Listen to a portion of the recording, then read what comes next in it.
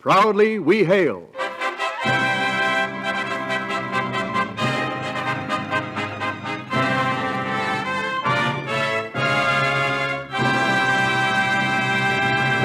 Greetings from Hollywood, ladies and gentlemen. This is C.P. McGregor, bidding you welcome to a special edition of Proudly We Hail, presented each week by your War Department. Yes, this edition of Proudly We Hail is marked Outstanding, for we present the most talked-about movie personality in Hollywood, that great star and great fellow, Clark Gable, in an original story by Tom Petty titled Repercussion, with music by Eddie Scrivanik.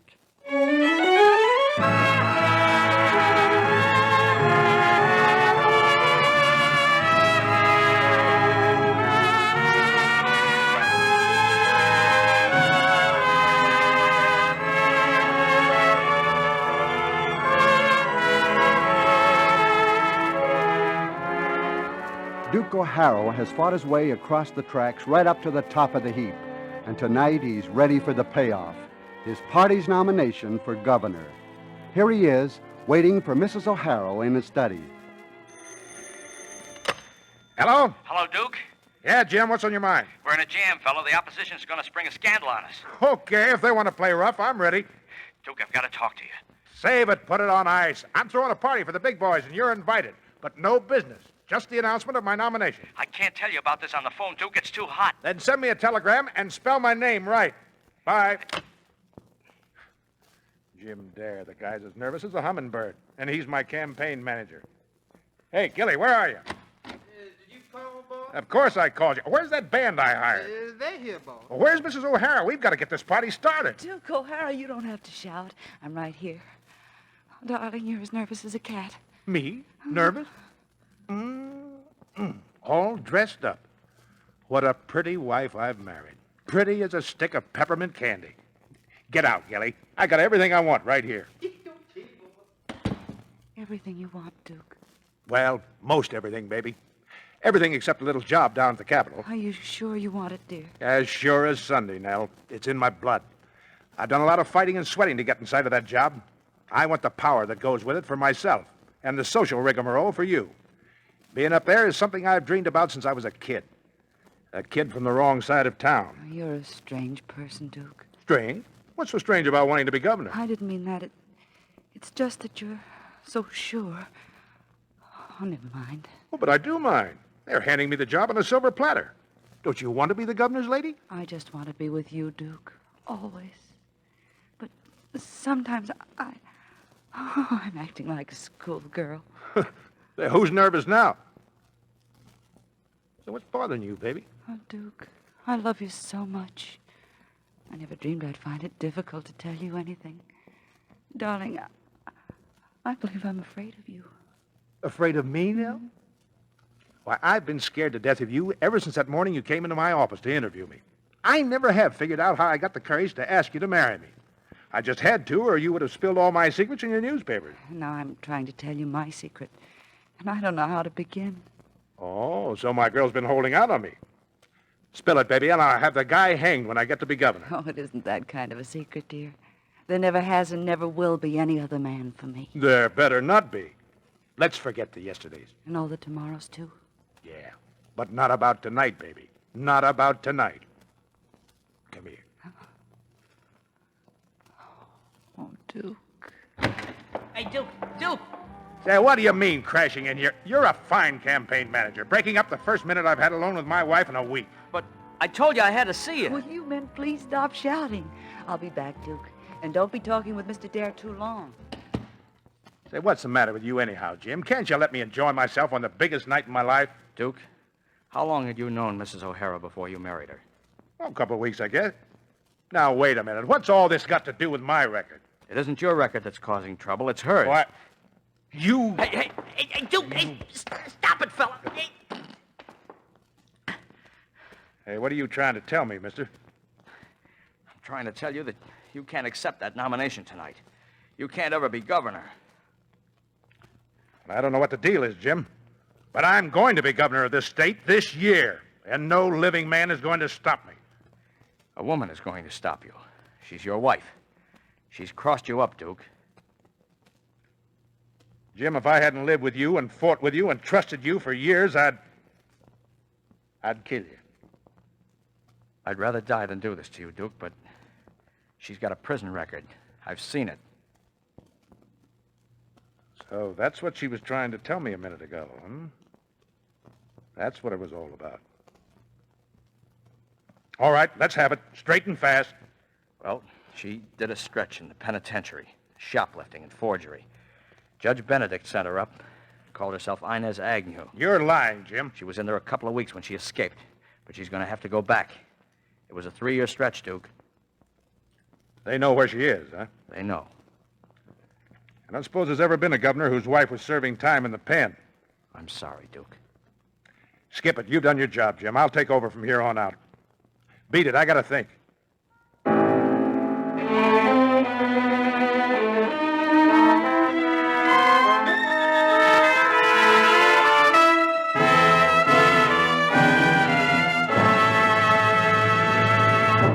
Our Proudly We Hail drama, Repercussion, starring Clark Gable, will continue immediately after this important message from your War Department. You young men just out of high school, have you made up your mind? Have you decided on a job or on further education? The new regular Army can give you both. That's right. You'll be able to continue your education while in the Army. You can study technical and cultural subjects up through college level. And all the while, you'll receive full-time Army pay for a full-time job. Talk it over with your Army recruiting officer first thing tomorrow.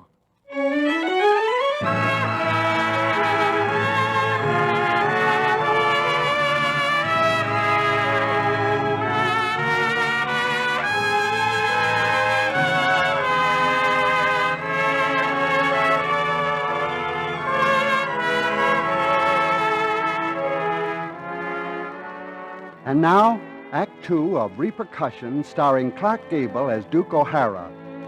The newfound knowledge of his wife's prison record, certain to bar him from the governor's chair, has put Duke in a tailspin, and the O'Hara household's teeming with excitement as the guests begin to arrive.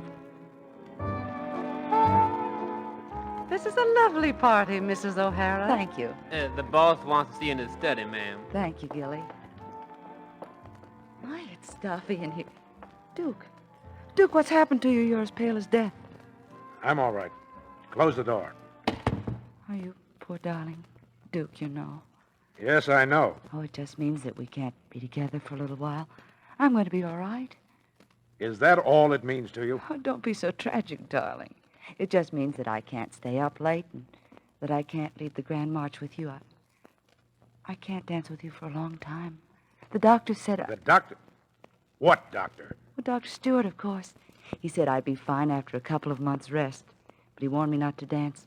Said the exertion might bring on a heart attack. How long have you known this, Nell? Just this afternoon, when the reports came from the hospital. Doctors can be wrong. You don't look ill. Oh, I'm going to get well fast. I must if I'm going to be the governor's lady. Have you told anyone else about your condition? Of course not. I could hardly tell you. You're going to dance with me tonight. You're not ill.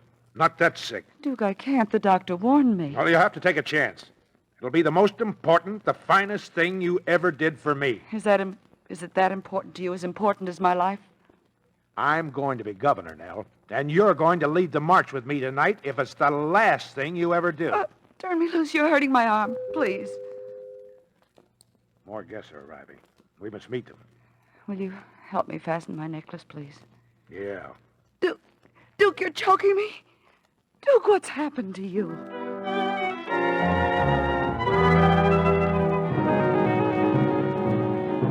Have you seen Mr. O'Hara? He's right over there, Miss Nell. I'll get him for you. Thank you, Gilly. Ready for the grand march now? Duke, I'm going to have to go to my room. I feel faint. Nonsense. You're going to stay right here and dance with me. I've never seen you looking better, nor prettier, if I may say so. I don't understand you. You've changed. You're cruel. Maybe.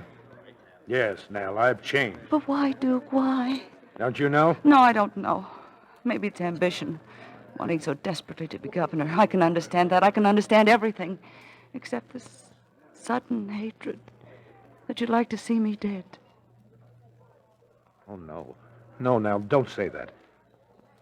Oh, I must have been insane. I'm ready to dance with you. All right, ladies and gentlemen. Now, you all know why we're here, so let's line up for the Grand March. You ready, Duke? Let it go, boys. Stop it! Stop the music! This isn't on the program, but I've got something to say to all of you, and when I've finished, I hope you'll go on having fun. I've been a fool tonight. I put ambition ahead of love. Pride and ambition almost caused me to commit. But that's all over now. I want everyone in this state to know that my wife means more to me than pride or political ambition. She comes first. Nell. Oh, she's fainted. Mrs. O'Hara. Get back.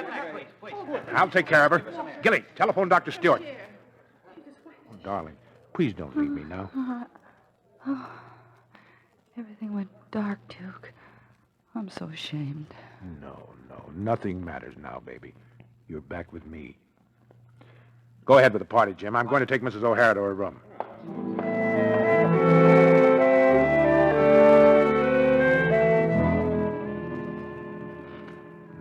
There, baby. Everything's going to be okay. Oh, I feel all right now. I must have fainted from happiness. You do love me, don't you? Yes, Nell. You aren't ashamed of me. No, baby. I'll never be ashamed of you. I don't care if you do have to go back to jail. Go back to jail? What on earth are you talking about? You'll never have to pretend again.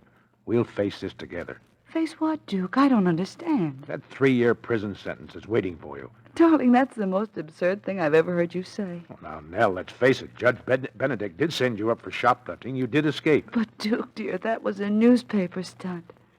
Darling, how long have you been thinking of me as a shoplifter, an escaped convict? Jim told me about it just before the party. Well, I'll tell you more about it. My paper got Judge Benedict to sentence me under an assumed name so that I could be in a cell with one of our most notorious women thieves. I found out all about the entire gang. Well, then all you did was to aid in the public service. Yes, darling. That's all I wanted to know. When they spring their big scandal, we'll laugh them right out of the state. And I'll laugh the loudest. Now give me a kiss and get back downstairs to our guests. I'll be waiting for you, darling. Okay, baby. I'm going down and tell them you've just elected me governor.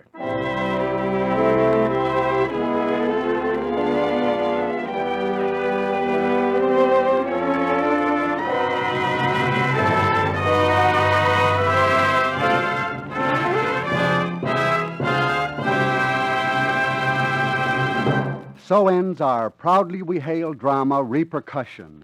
Now, these important and timely words from Wendell Niles. Young men, the career of the future is in the air, and you can choose your specialty in the Army Air Forces. That's right, men. You can pick your school before you enlist. You don't sign the enlistment papers until you've been accepted for the school of your choice. And don't forget, you receive that high Army pay right from the day you enlist. Don't wait. Ask now about the aviation career plan at your local Army recruiting station. And now, here is our producer, Mr. C.P. McGregor. We're most grateful to Clark Gable for a splendid performance, a performance which provided this special edition of Proudly We Hail. Mr. Gable appeared through the courtesy of the Hollywood Coordinating Committee, which provides for the appearances of all radio and motion picture stars on this program. Don't forget to listen to Proudly We Hail each week at its regular time on this station, when we will present such outstanding stars as Van Johnson, Fred McMurray, Brian Donlevy, Marie McDonald, and the best in Hollywood. And now, until the next program at the regular time, this is C.P. McGregor saying cheerio from Hollywood.